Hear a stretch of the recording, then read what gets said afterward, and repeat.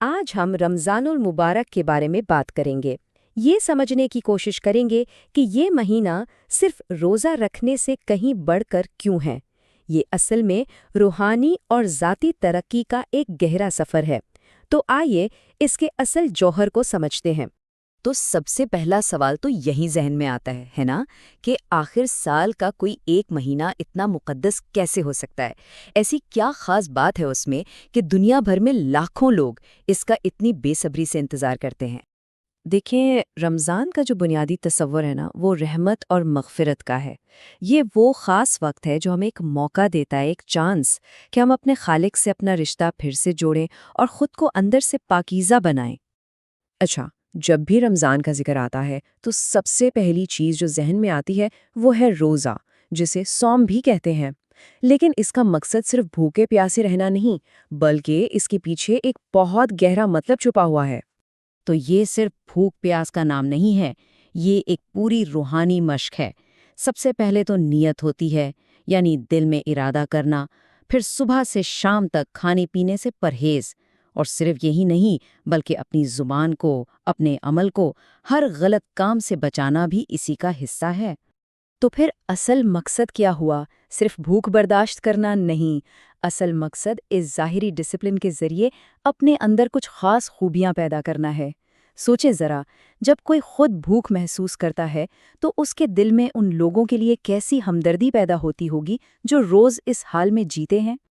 چلیں، اب روزے کے ظاہری پہلو سے تھوڑا آگے بڑھتے ہیں اور اس کے باطنی سفر کو دیکھتے ہیں۔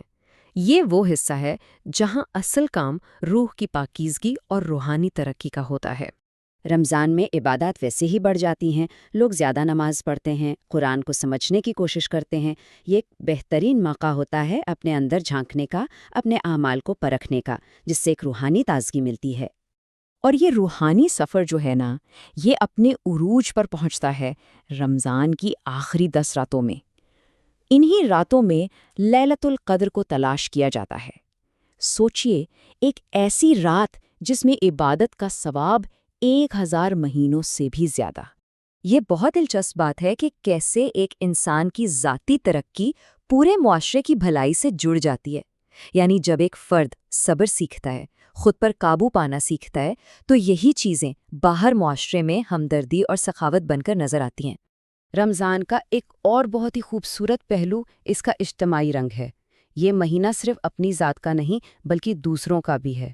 یہ سخاوت کا مہینہ ہے، بھائی چارے کا مہینہ ہے، جہاں لوگ ایک دوسرے کے قریب آتے ہیں اور ایک دوسرے کی مدد کرتے ہیں۔ تو رمضان کا جو پورا تجربہ ہے نا، وہ سمجھے کہ 3 اہم ستونوں پر کھڑا ہے۔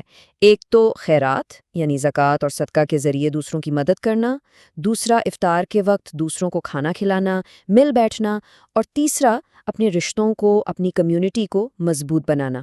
یہ تینوں چیزیں مل کر ہی اس مہینے کی روح بناتی ہیں۔ لیکن کیا یہ سب کچھ صرف ایک مہینے کے لیے ہے؟ کیا چاند نظر آتے ہی یہ سفر ختم ہو جاتا ہے؟ نہیں، بالکل نہیں۔ اصل مقصد تو ایک ایسی تبدیلی لانا ہے جو ہمیشہ ساتھ رہے۔ کسی نے کیا خوب کہا ہے کہ رمضان منزل نہیں بلکہ ایک روحانی تربیت گاہ ہے۔ مطلب اس مہینے میں جو کچھ سیکھا، صبر، نظم و ضبط، ہمدردی، اسے سال کے باقی دنوں میں بھی اپنی زندگی کا حصہ بنانا ہے۔ تو اصل چیلنج رمضان گزارنا نہیں ہے، بلکہ اصل چیلنج یہ ہے کہ رمضان ہم میں سے کیسے گزرتا ہے۔ اس ایک مہینے کے اسباق کو باقی 11 مہینوں کی زندگی میں کیسے زندہ رکھا جائے، کیونکہ رمضان کا مقصد ایک مہینے کی تبدیلی نہیں بلکہ پوری زندگی کا سفر ہے۔